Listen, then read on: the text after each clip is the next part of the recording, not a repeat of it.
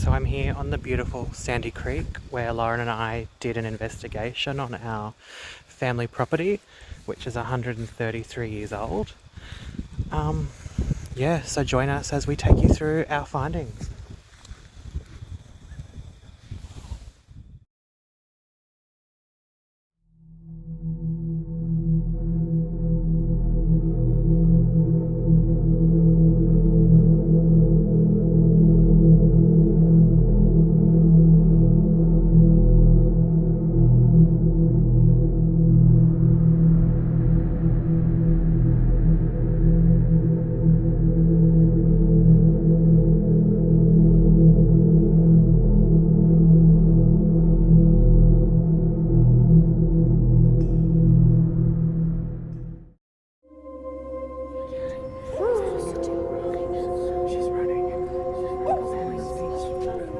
So we're here on my family property, which is approximately 133 years old.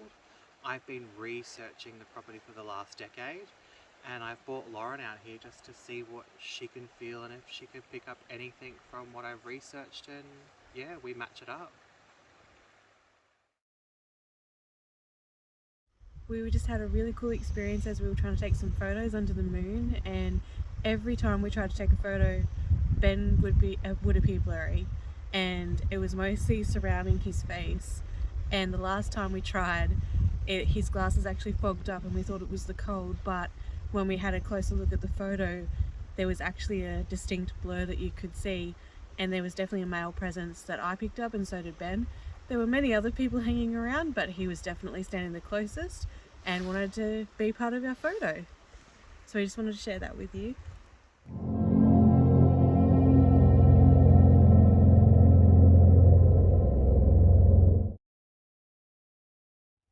So I've just brought Lauren to the original spot where the original homestead was established in around the mid-1800s. I've given her absolutely no information, but she's just given me the initials of the original owner.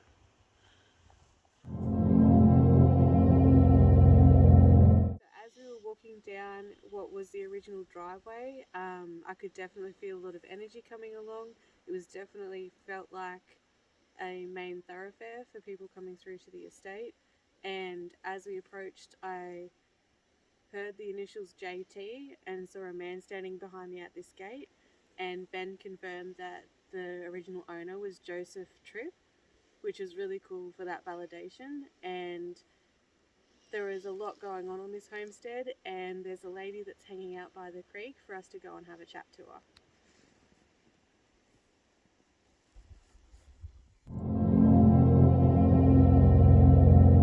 As we came along this creek and we were walking all the way along to that thoroughfare, there was a lady that came through and she was sort of running past me, and I could see that there was a fire somewhere behind her, and she was running past me and she ran into the water. And I do believe that this is the way that she did pass, although I feel like smoke inhalation was a factor in her passing.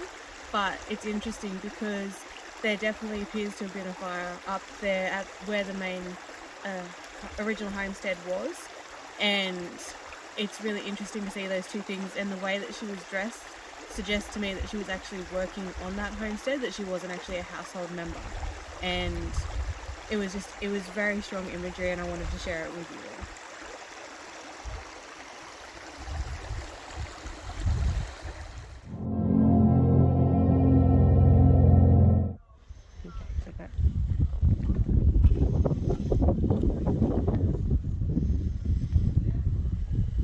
As we were walking along this path, there was a little boy, he would have been a toddler between the ages of 1 and 2, that was running along, and he was telling me that he was buried in this general area.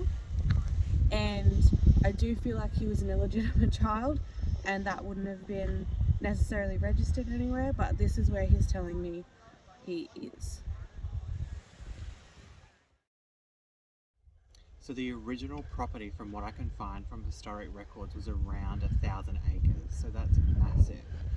And I'm just overwhelmed with the information that Lauren's come through with this evening. She's been able to pick up on some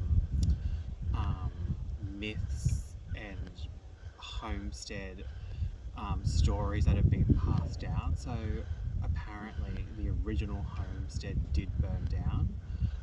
Lauren's been able to confirm bits and pieces of that, and tomorrow I'm going to take Lauren to the well.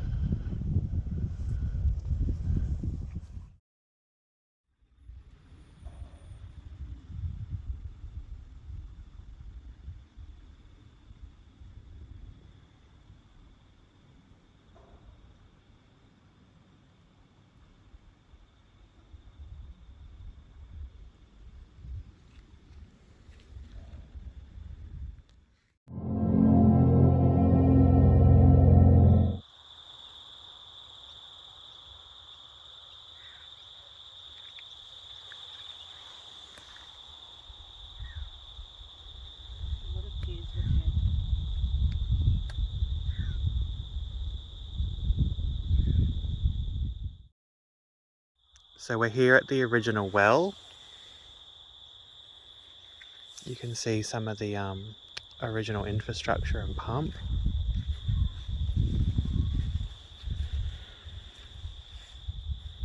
And we all know what peppercorn trees mean.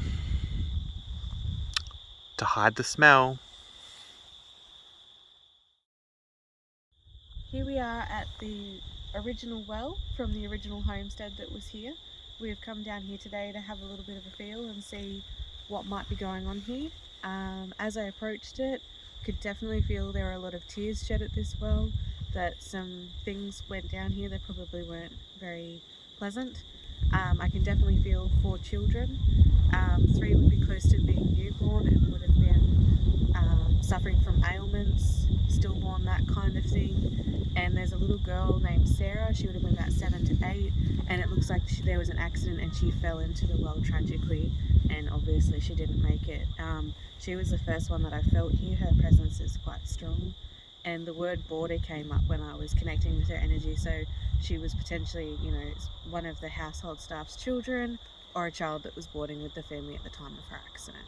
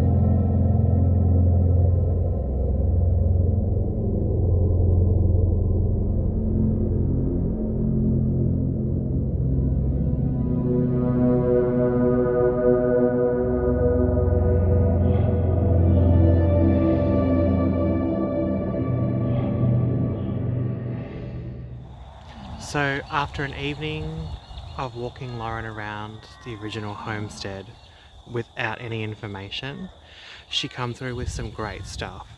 So she was able to pick up where the original homestead was, and myth has always said that it was burnt down by fire. She also picked up the original name of the original owner, JT, so Joseph Tripp, which was amazing.